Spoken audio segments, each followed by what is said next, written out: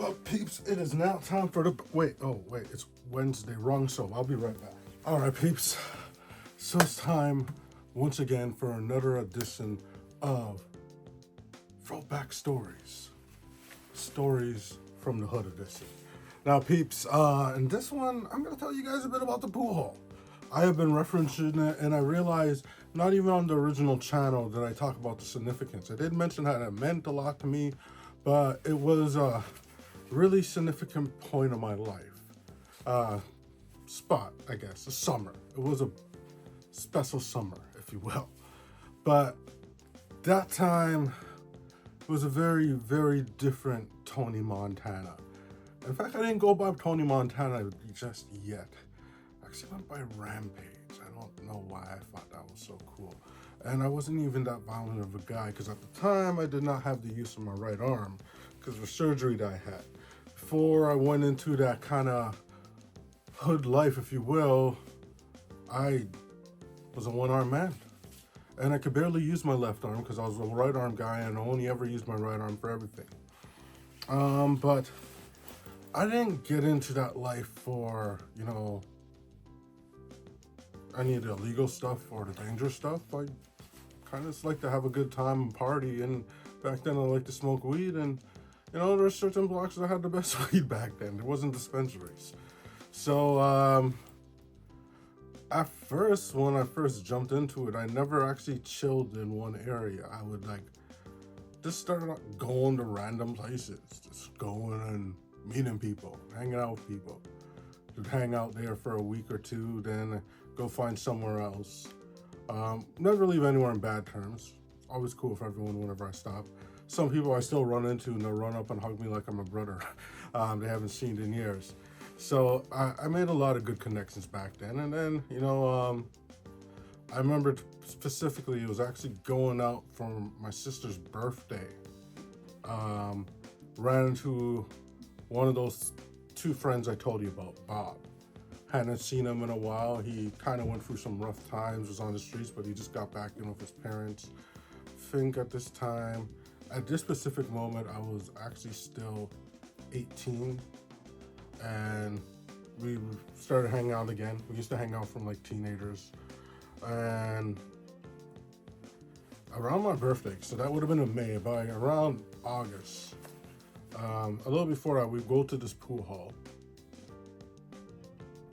We hang out. We used to go to this other place there, but apparently we tried to go there.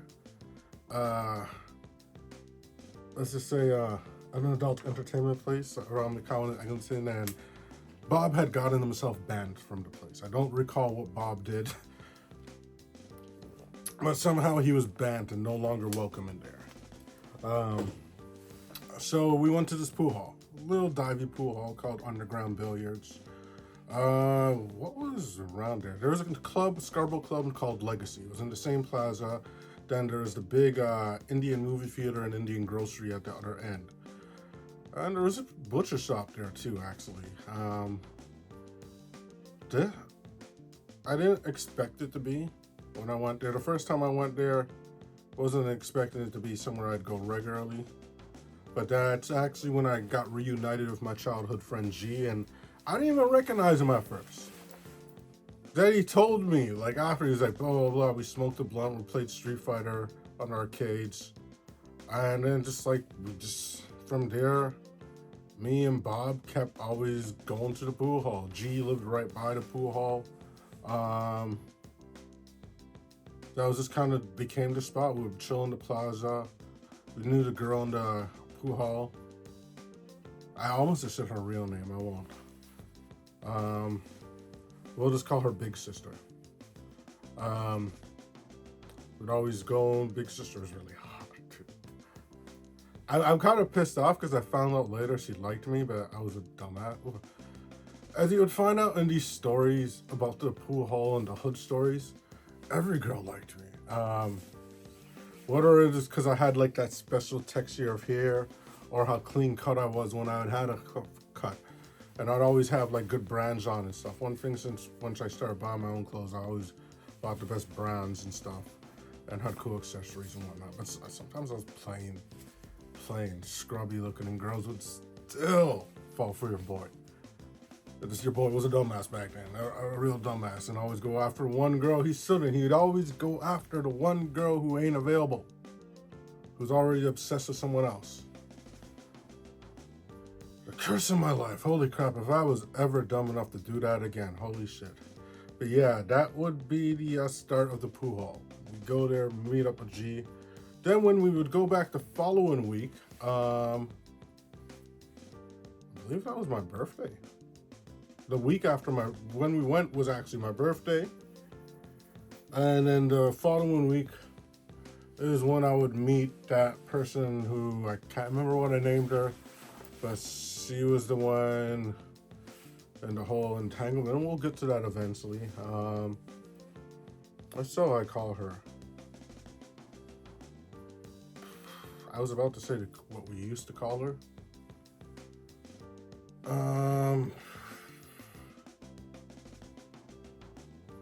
I don't know, but let's refer to her as that girl for now. And I don't know, I did not realize, like, I'm 19 and she's 16, and to me that felt like too big of an age gap. Well, I just turned 19. When I met her, I think she told me she was older than she was initially. Then I found out, because when I saw her friends looked like kids. And I was like, wait, you're still in high school? I'm just done graduating. But I guess technically it's not the worst thing. And I technically never did anything with her until she was 18. So, yeah, I'm not a perv. But yeah, just at the time, I was very lonely. And the main reason I would not chill in all these other places for more than 3 weeks, because when you're new, you're the new flavor. All the girls are giving you attention, but then when they realize that you're not that mature, they're kind of taking it like, there's one thing. Oh my god, bro. Oh my god. Actually, this is something like when G was there for this one. This was just like embarrassing. So it's kind of a secret thing I would find out later than I should have. When a girl shakes your hand and she scratches your palm, she wants something. So we're chilling by this really hot girl. I think she was mixed. They're just in front of her stoop. And all these dudes are trying to holler at her. Me and G are there. And then after, she's just like, everyone's getting at her. And I think she may have been a dancer or something. I can't remember. But then she came and she shook my hand. She did it 2 or 3 times before she went inside, and she kept looking at me. And like G was talking to someone, and I was waiting for G to be alone so I could ask him. But then I never got the chance. So I was just like, fuck it, I'll just go in and ask in front of this other dude. And I said, yeah, what does it mean when a girl scratches your palm? Then when the other guy heard it, they just like, oh, blah, blah, blah, blah. And I remember the girl looking at me like, what the fuck? Like, I kind of felt like it was like one of those looks, okay, she had realized she was going to just outright, and I was just like, oh, that's so stupid. That was, 19-year-old me was a total dumbass. And like, so much attractive women were, they've always been, they still are. And as I said, I was always pursued the wrong ones. And I was very lonely, and I would not chill in these places because I would not get the attention from these women for that long. And then that girl, she would give me attention every day. Every time I was there, I'd always be like, when I got there, I'd be like, coming, there was a stoop at the side of the plaza. I'd sit there and have a cigarette. She'd always come and we'd sit with me and we'd talk for a long time. And then I remember it's like,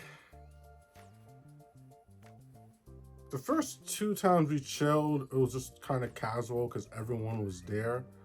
Then there was this one time where it's just like, I ended up chilling there later than I would, and everyone's just all gathering up to smoke. And there was just like one cool dealer that used to be there, and we all smoked up.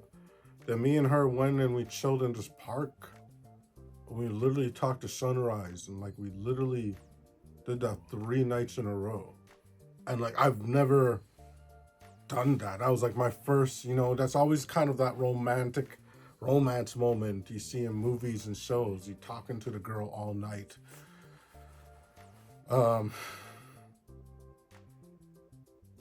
I kind of just romanticized the entire scenario and situation with her way more than I should have. I wasn't romantic. She was just another cool girl from the block. I won't even take anything away from her. She was a cool girl from the block. She wasn't looking for that romance. She was kind of more into the hood thing, but she liked me, and she did try. But the simple fact of the matter is, I kind of when I found out her age, I kind of had an issue initially, and then like when she turned 17, that was kind of when it was like more okay. Yeah, I could kind of try more now. But like the first year, I kind of did try, but it was just so much stuff happened. Then the dude who would eventually become her baby father came in back into the picture, and he was there, and we were good friends too. And it was just a whole conundrum. But I essentially spent the summer there because a girl gave me time. She just would talk to me every day, and that's really all I needed. I just needed a girl who was going to talk to me every day, give me her time, let me talk about whatever I had to talk about. We'd vent to each other a lot. Even up to a few years ago, me and that girl would, like, even if we weren't part of each other's lives, just randomly call each other up just to vent about everything going on. I don't know how to put a stop to that. Leaving the things just shouldn't. It's kind of weird too, because it's like, whether it be her or other people, I've always had that person that was like my person that I can open up to and vent to. And it's like talk about things I wouldn't per se want to say to anyone in my family, or say if I was in a relationship with someone, wouldn't necessarily want to say to them or something.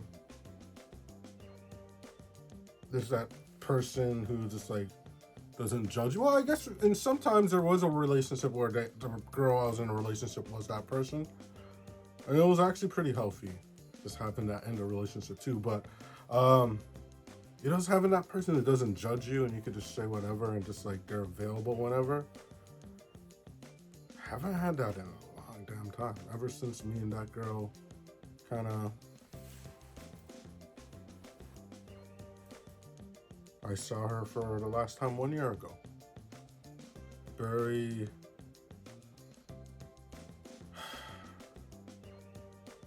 I won't go into details. It's not a good experience. But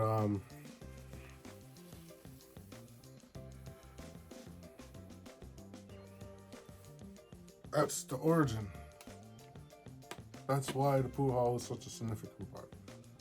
And other thing, that was the first girl I kind of had a thing for outside of high school. Or I kind of had, well, we eventually, when she turned like 2 years later, when she was 18, we actually went on dates. We never actually were in a relationship or anything though. Just we were really close friends who flirted way too much.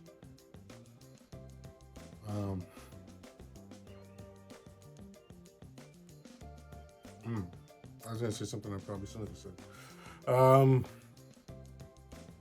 But the Pool Hall 4, which would be united there eventually.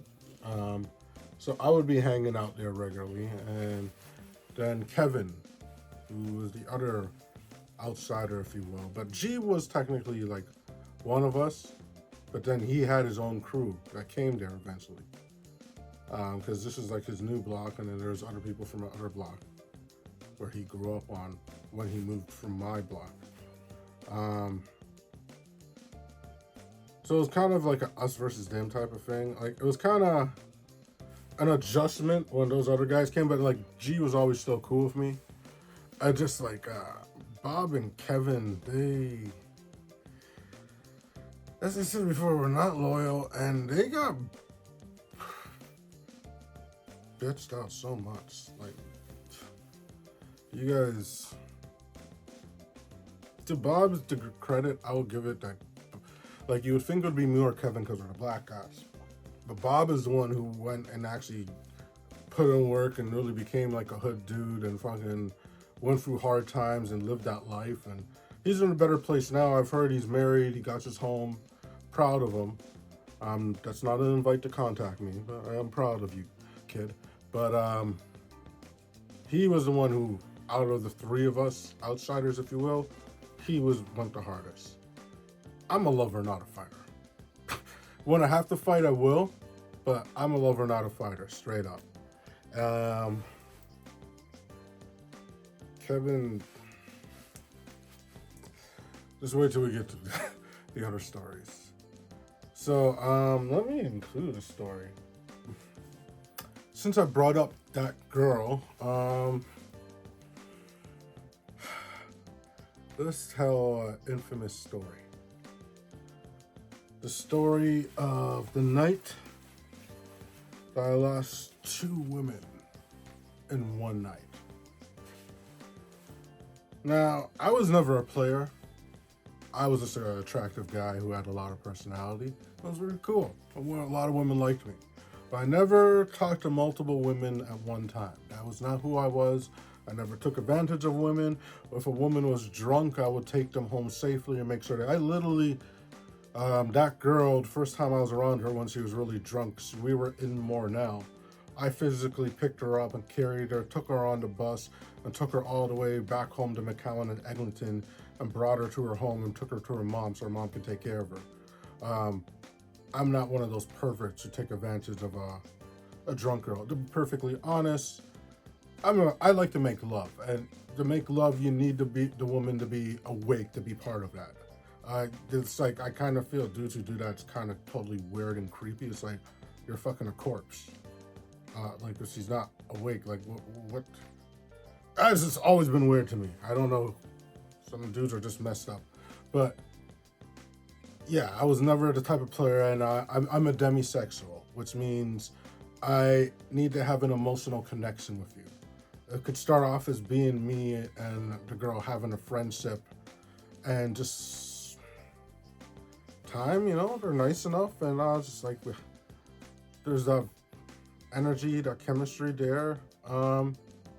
Sometimes it comes more. Once one person shows interest, it can kind of grow. Once you, kind of hint at certain things, and if they kind of take the hint, and it's like, yeah, it grows into more. So it's just like I've always needed an emotional connection with someone before I'd want to sleep with them. I just don't do random. There was periods where I did do random hookups, but it's just not me. As I said, I'm a lover. I love the love. I love love. I legit love love. Don't like to see it all the time. I've been lonely for a freaking long time, so I don't like to see it as much as I used to. But I appreciate and I'm happy when people find it. But just when you do, stay the fuck away from me. I don't want to be around you anymore. Let me go find some people like me. But yeah, so around this time I had met the other girl. What were we calling her? Lita. So me and Lita were talking after I met her through Bob. And this is actually kind of after the beats. Me and Lita have been kind of chilling, on and off for a while. And then out of nowhere, ironic thing is, I don't know whether it was the day I met Lita. Oh, actually, no, it was not that day. It was a day a horrible thing happened to me. Oh my God, I don't think I'm ever going to tell you guys that story because my mom watches this channel, but there was this time where Bob set me up with this fat girl, and no offense to my beautiful big women, but I don't mean to, you're just not my flavor. I'm sorry. I like small, petite women. I like a girl I could pick up and spin around. And yeah, I am strong enough to pick you up and spin around, but I like someone who I could easily do it whenever I want, even when I'm drunk. So we saw that girl one time after some bad thing happened, which I'll probably tell you guys, worst New Year's ever. Actually, I think it was on the old channel. First time I seen her, and she said hi to me on the bus. Now, as I told you guys, I'd usually take Bob's CD player. As I told you guys, it's a little thing from the past that used to listen to music, and I'd be listening. So I never heard. I ignored her. And then they just went their way, we went our way. And then she kind of became obsessed with me, and she kept calling me, started sending me all this sexual stuff, and it was just kind of weird. And then go to hang out with her, she like bought me food and stuff. We hung out, and I kind of like I thought we were friends, but she was really, really pushing hard to be more than friends. But I was already talking to Lita, and I wasn't gonna try to mess up what I had with Lita because Lita was amazing. But that girl kept, I was just like, okay. Well, originally we were just friends, so I was cool with just being her friend, but she kind of just kept pushing to be more and more. And there's one night, I don't know, we're gonna show some dude I used to work with, and we brought her, that girl, her best friend, and this other girl, and we went and chilled with them, and they had some spot that we're gonna chill. We're chilling in this park. Okay, let me tell the story prop. So they couldn't get any weed, so I had a link from work who I called, and he was like, "Oh man, he was by Donlin Station." Now at this point, me and Lita were kind of like we would stop talking for a week or two, then go back on. So we're kind of on a break, and I was like, "Oh, that's where my ex lives," and then that girl heard that. And then I was like, okay, I'm gonna go and I'm gonna meet them, and I'm gonna get the weed because the weed was for them. They were buying it. I had the connection, so I was going. Then they decided to join me, and then there was one part that made me seem like a total G, because we went there and he had his friends. We're all chilling, hanging out or whatever, and then my friend from work told me, yo, him and his other boy, they have the spot where we're gonna go, and they got bottles and stuff, we'll just all go chill, whatever, with the girls. And I was like, okay. And I don't know what it was, but I was just chilling there, and we were drinking. They had a few bottles, so we're just down in the bottles and stuff. And then I felt like calling Lita. I don't know why. So I just pulled aside, called Lita, said, what's up? What are you doing? They said, I'm chilling with my homies. I'm in your area. How about I come home? I don't know why. I just did. I don't know why. I hadn't seen her in a while. Then that girl overheard that, and my boy was saying, okay, and they were all gonna go with him to that spot, and I was telling the girls to go with him, and then I'll come meet them later. But then when they heard I was going to my ex's, there's just like her and her best friend just both came and sat beside me, and they're like, like outright molesting me, saying, yo, let us come, we'll be like your little sluts or whatever, we'll be like, whatever they said. There's just like, we'll be your two little playgirl, whatever they're saying, all this stuff, how they're gonna big me up in front of my ex and stuff, not realizing the vibe was, I was gonna show off my ex, because like then and like now, all my exes still love me. But I agreed, and I remember like there's a point where they're like all feeling me up and stuff, and both of them grabbing my crotch at the same time, and then I look up and I see my boy looking, and he just laughed. I was like, it is. That made me really look cool, because he told everyone at work about that. So I was like, yo, everyone thought I was a total player. Which I wasn't. But yeah, so like a dumbass, I agreed to let them come with me. And I remember when she came, she was wearing this really sexy baby blue velour suit. I used to always wear velour suits, velour track suits, and I was just like, and just like,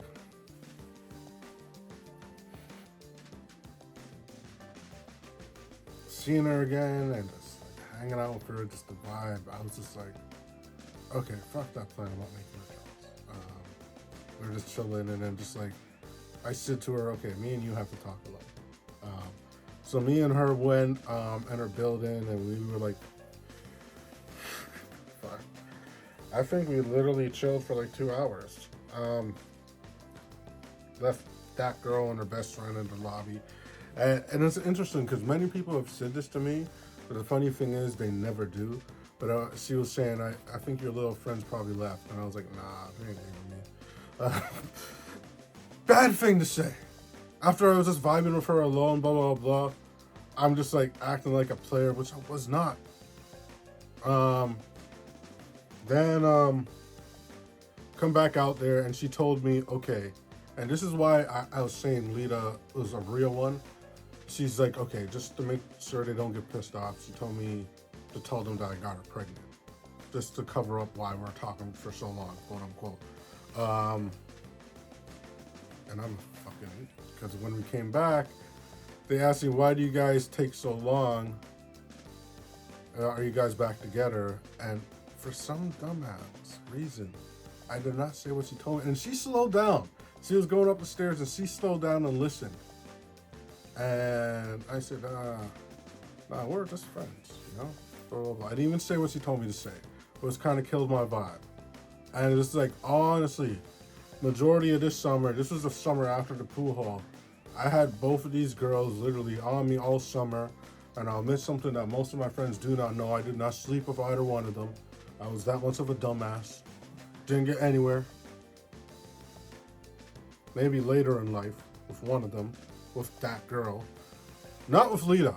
No, I don't even think I even kissed her.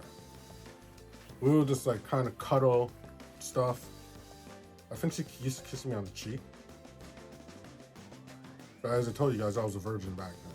So that's why so little was enough for me. I didn't lose it until I was 20. And this is just like, this is like the summer of when I turned 20. So I'm still like 19 at this. I think actually I'm already 20. It just didn't happen until later in the year. But in that age, but yeah, I lost both of them. Because from that point, they both proceeded to just be not nice to me anymore. Let's just say that. They were, vibe fell off. I ruined it. And that was all on me. I was a dumbass. Technically, if I didn't say a damn thing, I could have just went to Donlands, could have went and saw Lita, then came back. But the simple fact of the matter is, I don't play games, and it's still my fault where I would expose, if I was ever in a scenario where it was something I had to treat like a game, I would expose myself because I'm just too genuine and real. You know, well, some things are fun in the right circumstances, you know, when it's at the office or something, and you gotta hide it. Those things are kind of cool. But other than, let me not break my character for you guys. Well, that's your story from the hood. I was a dumbass and lost 2 girls, and you guys found out the start of the pool hall. And the pool hall will kind of be the basis of one of the series that we will be doing. Obviously, this is one where I will not be playing myself. I can't play a 19-year-old version of myself. Maybe a 20-something version, not a 19-year-old version. So this will be one at the point where I am going to bring in younger talents. Stay tuned for that. This is going to be a work in progress. I'll be in the show. I'll be a cool character. I haven't decided to make it be someone who actually existed in that period or to make up someone cooler just to include myself in it. We'll see. Well, thank you guys so much for joining me on this edition of Throwback Stories. Stories from the Hood edition. Stay good, peeps, and keep it blitz. Audio Jungle.